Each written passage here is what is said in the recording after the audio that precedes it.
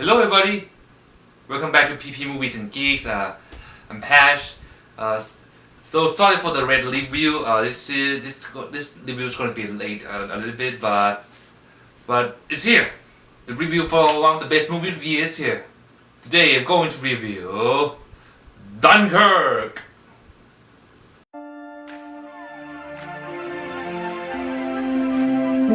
Dunkirk was directed by Christopher Nolan, one of the greatest directors working today.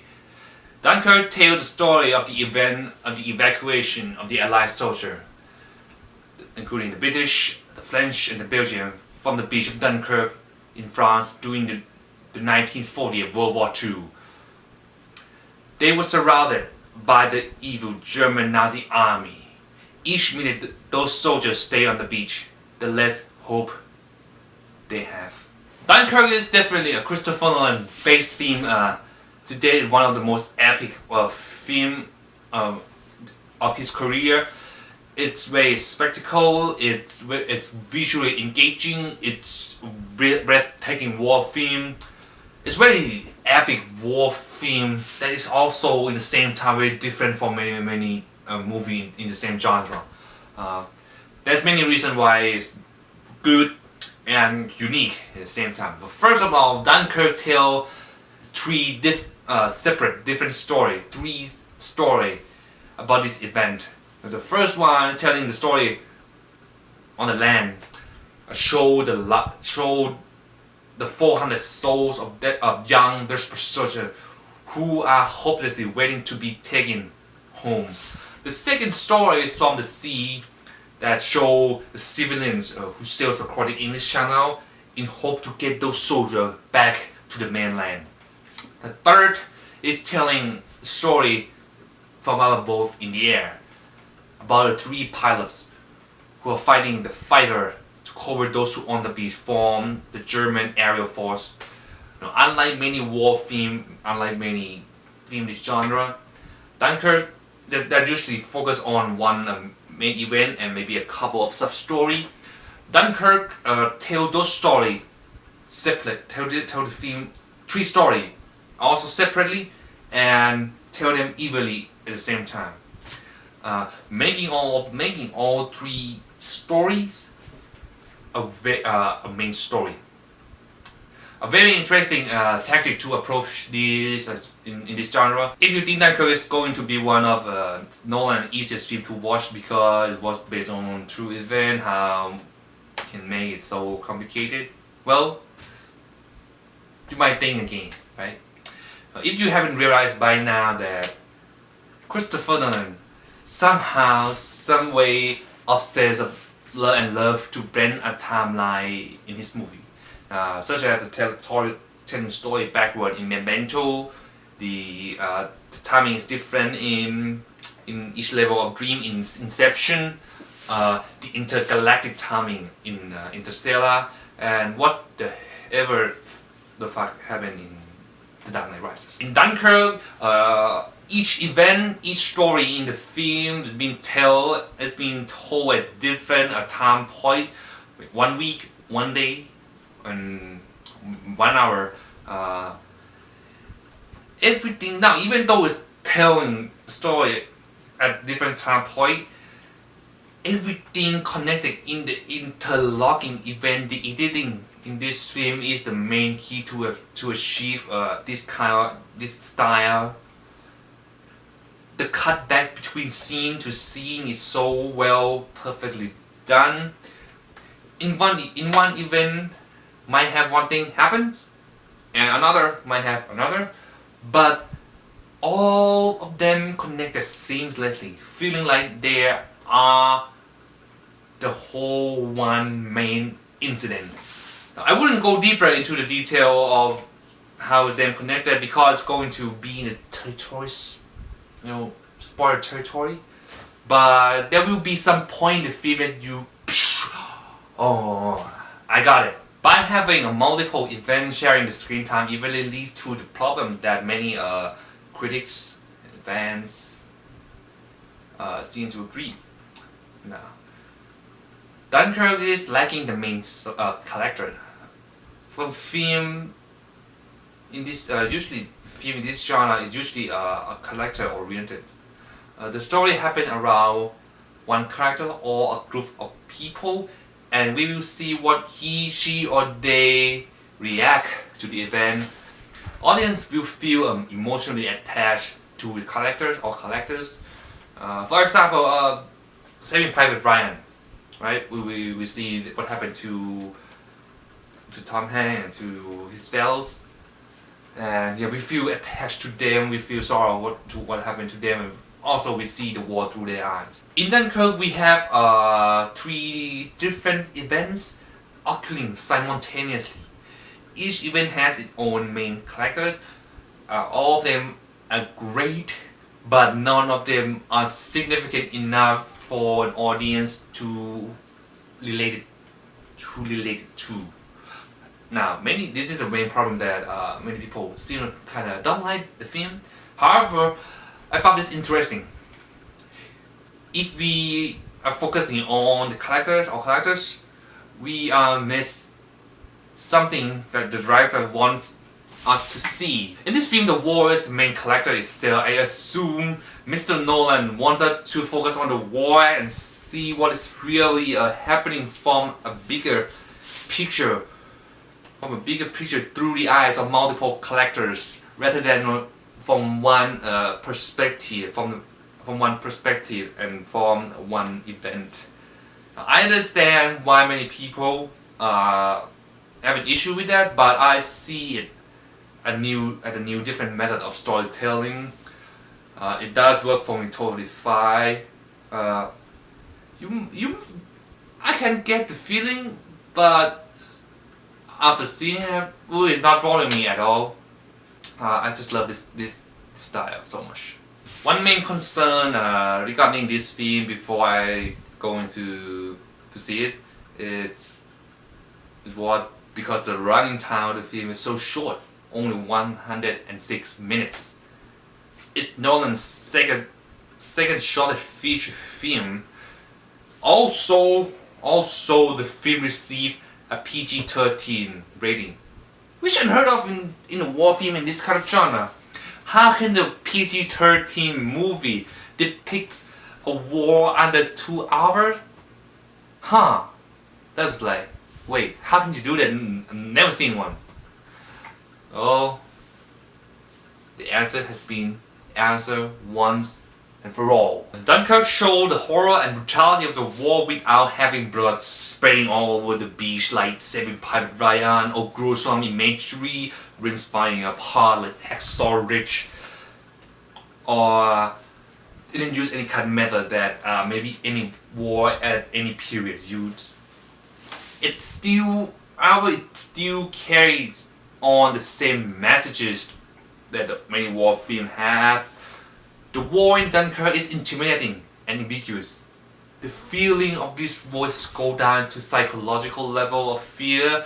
War doesn't necessarily have to be seen, but we can feel it. It can be the feeling of loneliness and isolation from the rest of the world, from your family, from your loved ones. Fear of not going back home, fear of die where nobody knows who you are and you don't know where you are too. There was one scene in particular that captured this moment perfectly. It was the scene where the soldiers standing on the pier that reaching out into the sea, waiting to get on a ship, and then immediately an enemy plane flying above. All of them look up hopelessly and waiting not to die. That scene is so powerful. Eyes of hundreds of soldiers hopelessly look for what could be the end of them. Now, even though this is the first scene we saw it on the teaser, yet it's still powerful. We are all familiar with the quote "Show don't tell," and Christopher Nolan is one of the directors whose works show rather than tell. At the beginning, we would throw right in the war.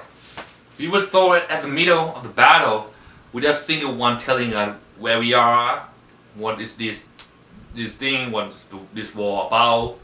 There's no backstory, there's no flashback. Moreover, Mr. Nolan really show and don't tell by minimizing the dialogue of the film.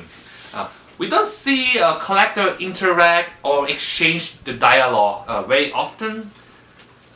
Now, if we know dialogue in most of Christopher Nolan's film is pretty strong, but this film is very different. Dunkirk showed the origin, the terrors of the war by using every visual, crude and sound visual aspect to narrate us through the film, through the story. Also, the sound is helping a lot in this film since there's no dialogue and since there's nobody talking that much. The sound editing and sound design are very important. It's part of the factor that support the battle scenes and enhance the excitement of the film. Alongside with sound effect and in my opinion, play even a bigger role in Dunkirk is the musical score composed by Hans Zimmer. The film features one of the most epic, powerful, intimidating film score ever made, and the score is beyond my ability to describe it. You have to hear it yourself to fully understand how incredible it is. There's the TikTok sound in the film. The TikTok sound is very terrifying. I feel like the time is running out for me, for many people in theater, and for, of course, mainly for the soldiers who are on the beach. Let's say that when the score is playing along with the action scenes, sequences, it tells a lot in escalating the excitement to the point that you don't realize that you stop breathing. No, I said it truly. That was my feeling when I was watching them. There was multiple times I was like that. The story and the sound, yeah, they're really magnificent, but the real gem, the real beauty, the real primary factor that Dunkirk was so remarkable, and one thing fans and critics and everybody seem to agree is the visual, the practical effect, the production of Dunkirk is the most realistic war film ever. Christopher Nolan wanted to honor the spirit and memory of the Battle of Dunkirk, so he filmed this movie on the real location, the same place that the actual event took place back in World War II, back in 1940. He wanted actors to feel like they were in the real battle. He used real ship, real plane, real all the shit that he can find, and a lot of extra, could cost a lot of money, but at the end of the day, it's worth to do so. Every scene that we see on the screen are real, practical. The sinking ship is real. The area of fighting. So talking about the area of fighting, the area of fighting in this film is probably one of the most realistic one I have seen. Now, unlike all of like a dogfight in many typical blockbuster film, that usually end up when the planes shoot one another, it usually end up a mid-air explosion. Well, the plane is in this film just didn't explode. It usually do what the plane do, which is keep descending, and there might be some smoke. They keep descending and then through cash. Explode, not explode, that's another thing. But this one is use a different method in doing so, in doing the aerial fight scenes. Dunkirk is also has zero CGI in the film. I mean, or if it has to so little, or it's so good because I cannot notice any of them. With all of this that I've been saying, I just didn't believe doing the film. My jaw was dropped. The entire movie is the most immersive and visually cinematographic visually engaging and best cinematography in a long time. To conclude this video, Dunkirk is my new favorite film 2017. Yes, right, it's taken the place of Logan and become the #1. It has everything I expected from Christopher Nolan. There was no single moment I didn't immerse into this film. It's the well-made film of this year, full of passion of director, and I love that when the director, he or she, they feel so strongly in one subject and express it to the audience. I just love it. One of the best war film in history. Now I am certain that Dunkirk will have a shot in this year Oscar. Best Picture, Best Director should be at least nominated. All of the technical category of this film should have won. Cinematography, film editing, film editing, film sound design, sound mixing, music score, original score. Although I'm not sure about the best actors because the actors are not significant enough. It could have get nominated for best supporting, but I don't think it's had a shot at those category. But anyway, there's no reason you guys shouldn't love this. Okay, we all should love this film. I love this film so much. However, Dunkirk isn't my most favorite Christopher Nolan's film yet. Inception will have a special place in my heart. I still like The Dark Knight more than Dunkirk, but regardless, Dunkirk is still a very great film. Very great film this year. It is the best motion picture of 2017 yet. Dunkirk will be the first movie in 2017 to receive 10 out of 10. Alright, here you go. Everybody, my review on Dunkirk and my feeling. This movie, great film, you guys should love it. So what do you think on Dunkirk? What do you think on this movie? Let me know in the comment. Click like to this video if you like this review. For more video, please subscribe to the channel and click like here to more recent reviews. And thank you so much for watching. Thank you so much for supporting. My name is Patch. You are watching PP Movies and Geeks. Enjoy the movie. Bye bye.